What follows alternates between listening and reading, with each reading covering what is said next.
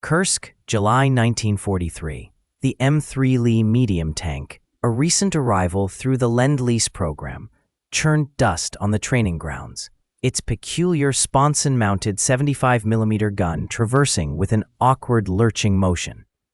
Soviet tank crews, fresh from engagements with the formidable German panzers, observed this American import with a mixture of hope and skepticism, understanding that their lives and the fate of the front might soon depend on its performance.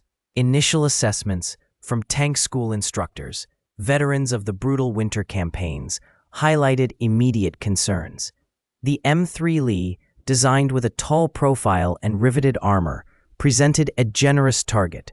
Its primary armament, a 75mm gun fixed in a hull sponson, offered a limited traverse of only 15 degrees left or right, forcing the entire vehicle to reorient for significant aim adjustments. A smaller 37mm gun in a fully traversable turret provided some flexibility, but its anti-tank utility against the latest German armor was already marginal. Engineer Colonel Dmitry Volkov, head of the NIIBT Polygon's Armored Vehicle Testing Department, received the first detailed reports. His team, accustomed to the robust, if sometimes crude, designs of the T-34 and KV series, meticulously documented every perceived flaw. The M3's 9-man crew, a stark contrast to the T-34's 4, seemed an inefficient allocation of manpower, increasing vulnerability to casualties and complicating internal communication. Volkov's technical examination revealed a complex internal layout, dictated by the dual-gun configuration.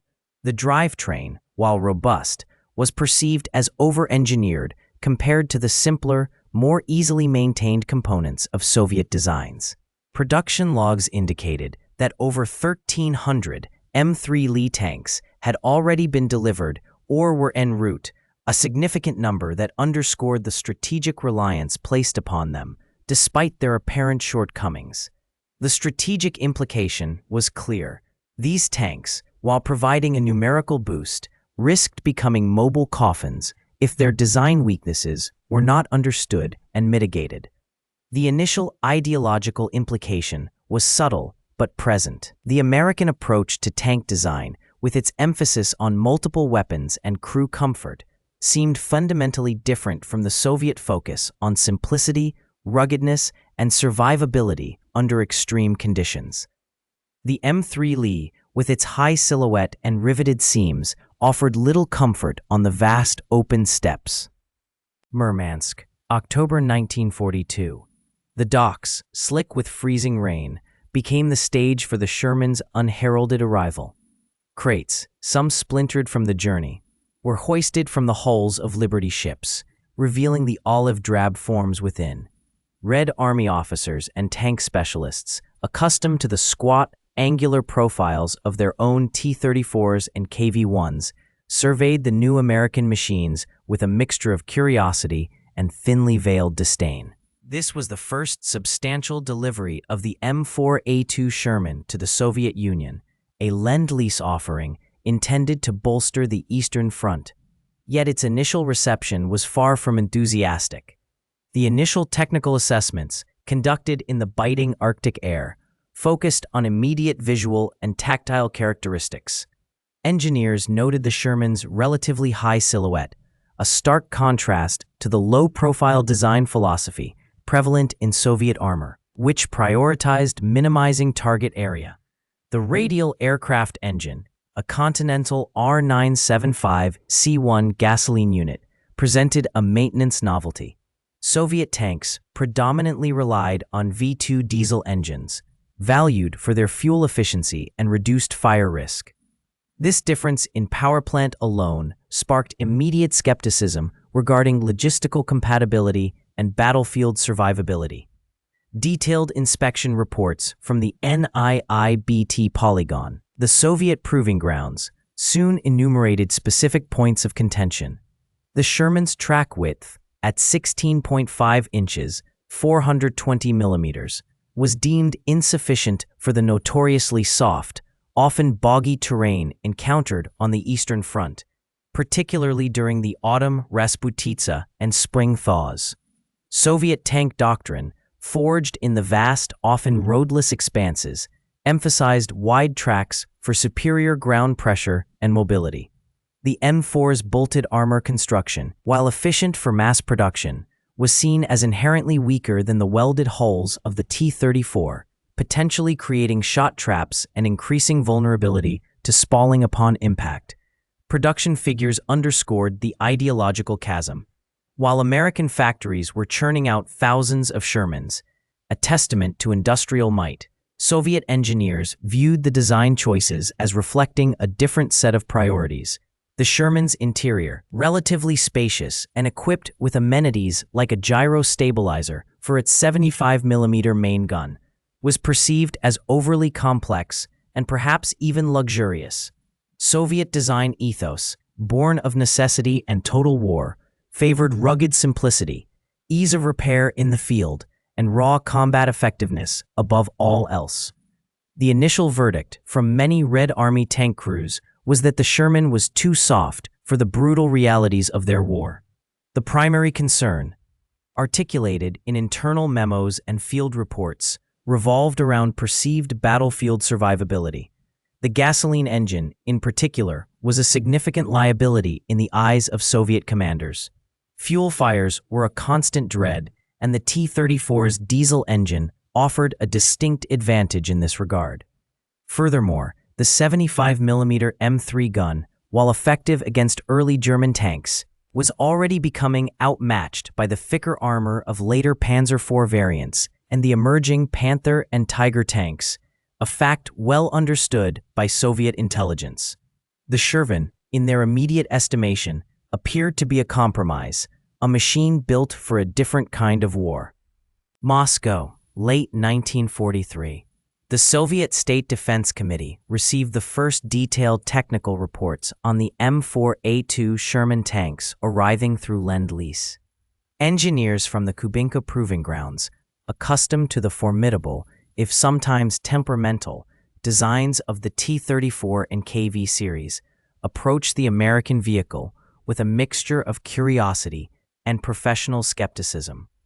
Their initial assessments focused on direct combat metrics, particularly armor protection and main gun performance, areas where Soviet doctrine had long emphasized overwhelming superiority.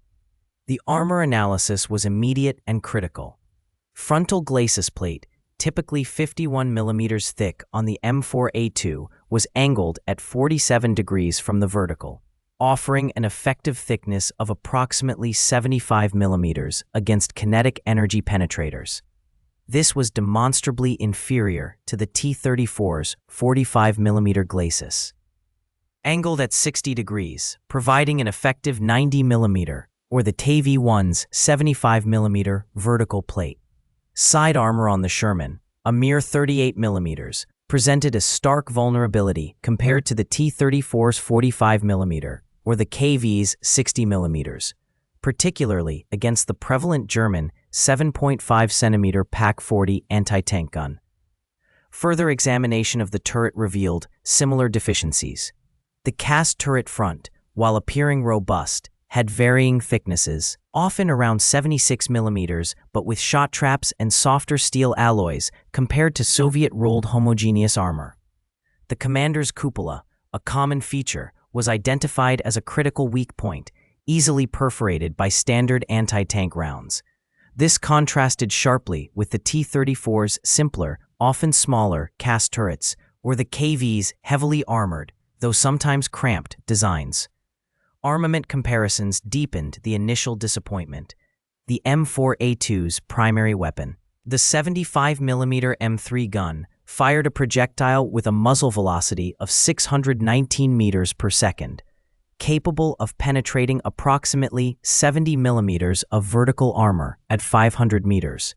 Soviet engineers noted this performance was comparable to their own F-34 76.2mm gun, which was considered adequate against earlier German Panzer III and IV models, but increasingly insufficient against the frontal armor of the Panzer V Panther or Panzer VI Tiger. The T-34-85, then in development, would mount an 85mm gun with significantly higher penetration values. The internal layout and crew ergonomics, while acknowledged as superior in comfort, were viewed through the lens of combat survivability.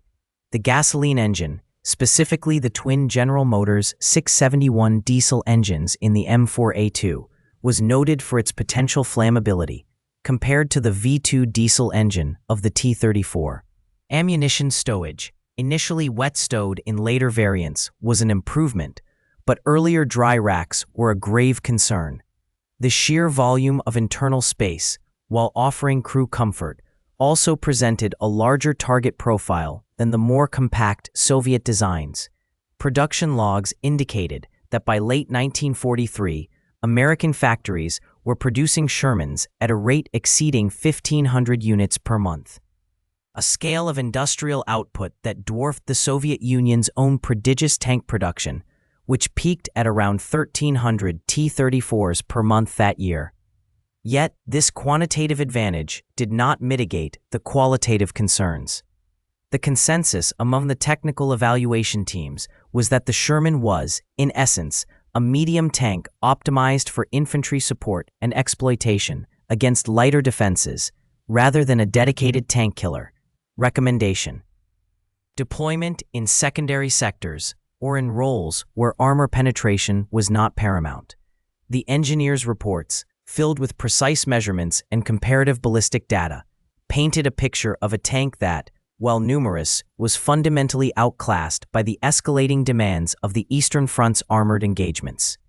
The initial impression was one of a well-engineered but ultimately under-armored and undergunned vehicle.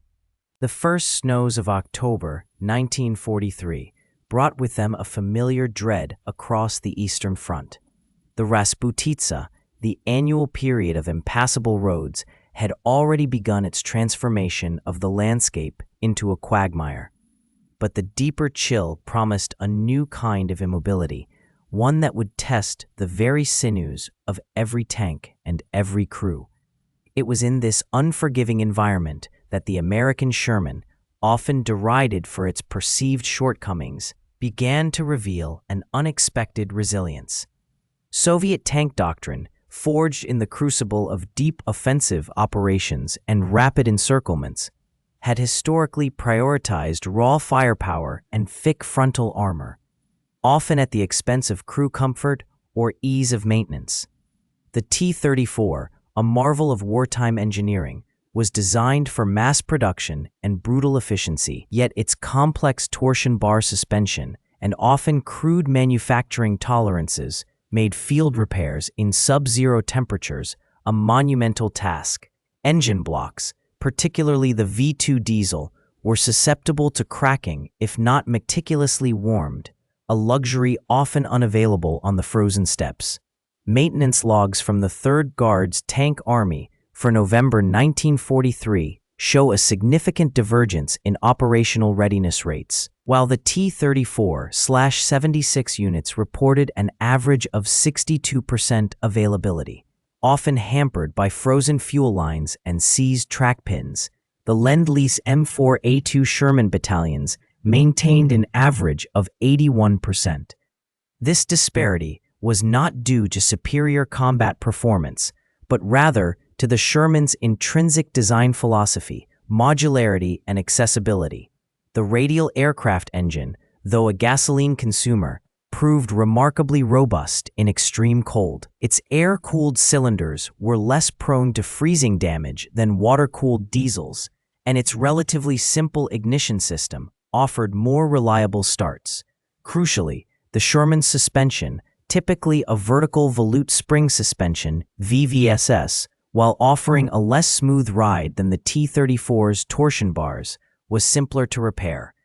A damaged bogie unit could be replaced by a trained crew in under an hour, even with numb fingers, using standard tools. This ease of field repair, documented in countless after-action reports, meant that Shermans disabled by mechanical issues or minor battle damage spent less time awaiting recovery or specialized workshop attention. In a war of attrition, where every operational tank was a precious asset, the ability to quickly return vehicles to the line, often by the crews themselves, translated directly into sustained combat power. The logistical burden on the Red Army, already immense, was measurably eased by a tank that asked less of its support echelons. The relative spaciousness of the Sherman's interior, often criticized as a target vulnerability, ironically became an asset in the biting cold. Crews had more room to operate, to store essential warming gear, and to perform rudimentary repairs within the relative shelter of the hull, rather than exposed to the elements. This seemingly minor comfort contributed to higher crew morale and, consequently, more effective maintenance practices. The winter of 1943-44 solidified a quiet respect for the Sherman among the Soviet tankers who once dismissed it.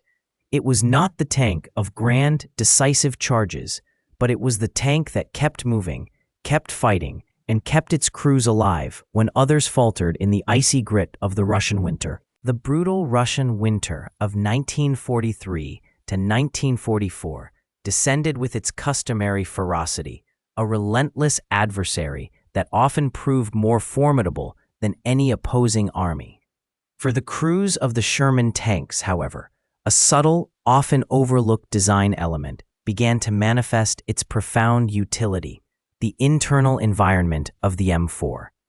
Unlike the cramped, Spartan interiors of many Soviet designs, the Sherman offered a degree of spaciousness that, while not luxurious, was significantly less constricting.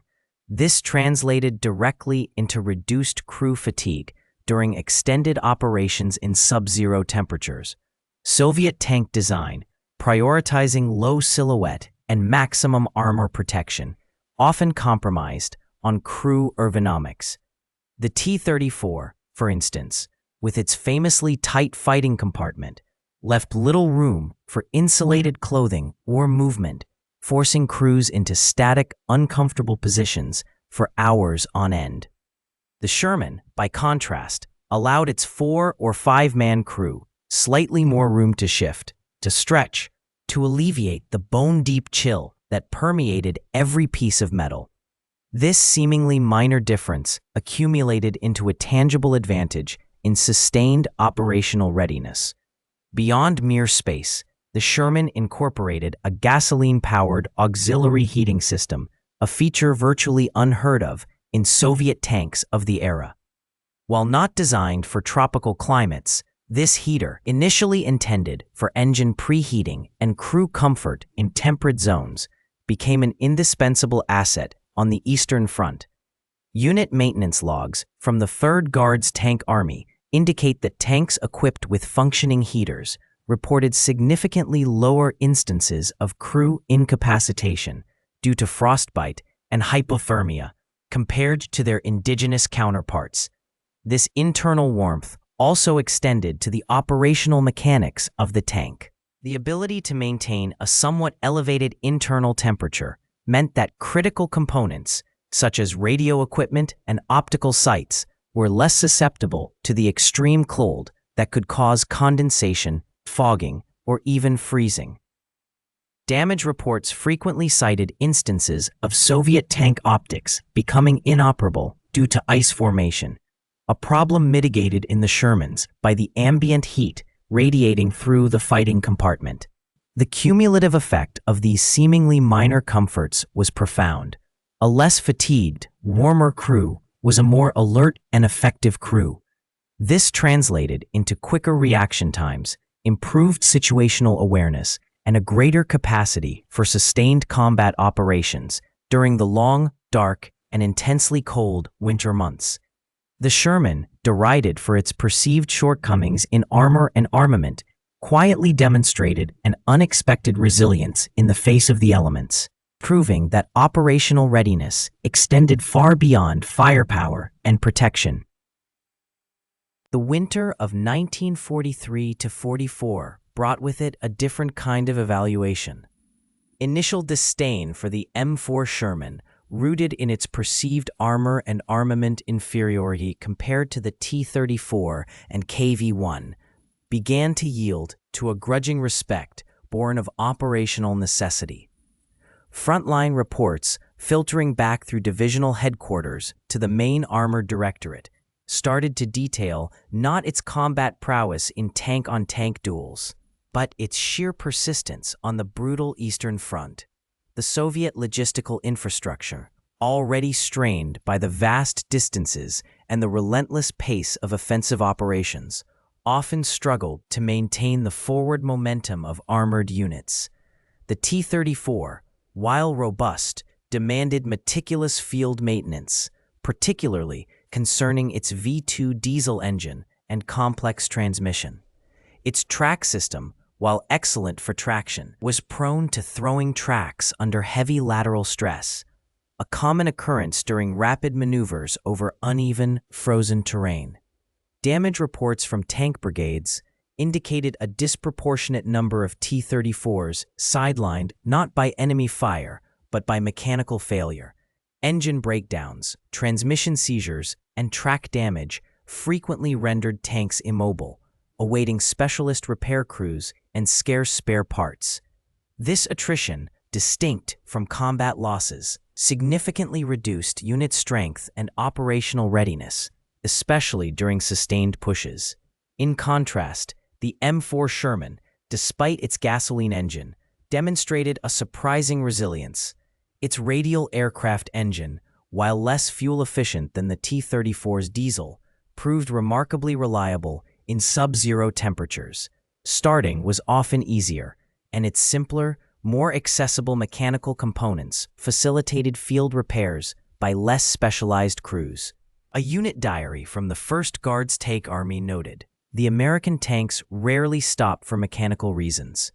Furthermore, the Sherman's vertical volute spring suspension (VVSS) system, while offering a higher profile than the T-34's Christie suspension, provided a smoother ride over the rutted, frozen earth.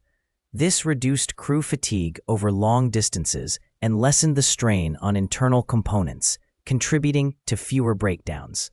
The wider tracks of the Sherman, often fitted with extended end connectors, duckbills in later variants, also distributed the tank's weight more effectively over snow and soft ground, reducing instances of bogging down. Production logs from Soviet tank factories showed a consistent output of approximately 2,500 T-34s per month by late 1943, a formidable number. However, the operational availability rate of these tanks at the front was often significantly lower than theoretical strength, due to the high rate of non-combat mechanical losses. The Lend-Lease Shermans, arriving in smaller but steady numbers, provided a disproportionately high contribution to actual fighting strength due to their consistent operational readiness. The initial dismissive critiques from Soviet engineers, focused on armor thickness and gun caliber, began to appear less relevant in the face of the practical realities of sustained winter warfare. The ability to simply keep moving, to maintain pace with the infantry and exploit breakthroughs, became a critical metric. The Sherman, despite its perceived shortcomings, was proving itself an unexpectedly dependable workhorse, enduring the unforgiving demands of the Russian winter with a stoicism that slowly earned respect. The spring thaw, an annual adversary for all armies, began to recede, leaving behind roads that were not merely muddy, but actively disintegrating, a churned morass of frozen earth and melted ice. The logistical challenges, which had been monumental during the deep winter, now merely transformed, shifting from ice-bound immobility to viscous, sucking mire. It was in this transitional period, as the ground softened and then hardened again unevenly, that the true measure of a vehicle's engineering was taken. Red Army operational reports from late March 1944 began to feature an increasing number of commendations for the Sherman, often buried within broader assessments of armored unit performance. These were not effusive praises, but rather terse, almost grudging acknowledgments of its consistent operational readiness. While the T-34's broad tracks provided excellent flotation in deep snow, its narrower track-to-weight ratio could sometimes lead to bogging in the specific conditions of spring mud, a problem exacerbated by its lower ground clearance. The Sherman, with its slightly wider tracks relative to its weight and a more sophisticated vertical volute spring suspension (VVSS) system, demonstrated a surprising aptitude for navigating these deteriorated routes.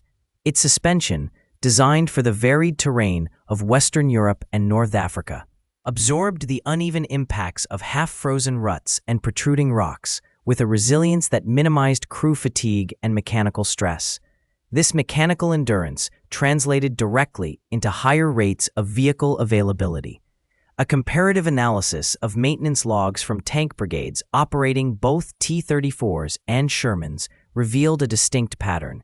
For every 100 kilometers traveled, Sherman tanks required approximately 1.8 hours of unscheduled maintenance, while T-34s, particularly the earlier models, often demanded closer to 2.5 hours under similar conditions. This differential, seemingly minor, compounded rapidly across hundreds of vehicles and thousands of kilometers, directly impacting combat readiness. The reliability extended to its powertrain. The radial aircraft engine, initially viewed with suspicion due to its gasoline consumption, proved remarkably resilient to the extreme temperature fluctuations of the Russian spring. Unlike some diesel engines, which could experience fuel gelling or lubrication issues in transitional cold, the Sherman's engine maintained consistent performance, starting reliably in the pre-dawn chill and running steadily through the warmer days. This consistent performance translated into strategic flexibility. Commanders found they could rely on Sherman-equipped units to arrive at objectives with fewer stragglers and a higher percentage of their armored strength intact, even after extended movements over poor roads. The tank's ability to maintain pace and operational tempo became an undeniable asset, particularly during rapid advances where logistical tails were stretched thin. The initial dismissive attitude, often fueled by ideological pronouncements about the superiority of Soviet design, slowly gave way to a pragmatic acceptance. The Sherman was not the weapon of revolutionary fervor, nor was it the pinnacle of armored innovation, but it was undeniably a workhorse that kept moving when others faltered. Its continued presence on the front lines, a quiet testament to its utility, became an unavoidable truth. The winter of 1943 to 1944 had solidified a new understanding among the Red Army's tank crews and maintenance echelons. The initial skepticism, often voiced with a sneer about the M4's perceived fragility compared to indigenous heavy designs, had gradually dissolved under the relentless pressures of sustained combat and the unforgiving Russian climate. Its operational availability, a metric often overlooked in the initial assessments of armor plate thickness and gun caliber, had become a paramount virtue. Field reports from the 3rd Guards Tank Army, for instance, documented M4 recovery rates after minor mechanical failures that consistently outstripped those of the T-34 by a margin of 15% during periods of heavy snowfall and ice. This was not a testament to superior design in every aspect, but rather to a philosophy of modularity and accessibility that simplified battlefield repairs. Engine decks could be opened and components accessed with greater ease, and the radial engine, while less fuel efficient than a diesel, proved surprisingly tolerant of low-grade lubricants and extreme cold starts. The M4's wide tracks, often a point of ridicule by those who favored narrower, higher ground pressure designs for road speed, provided a crucial advantage in the deep snow and thawed mud that characterized the Eastern Front's off-road conditions. While the T-34 might bog down, its tracks churning ineffectually, the Sherman often found purchase, its lower ground pressure distributing its weight more effectively. This translated directly into higher rates of advance during critical offensives, as documented in operational summaries from the Belarusian offensive. Production logs from the Detroit Arsenal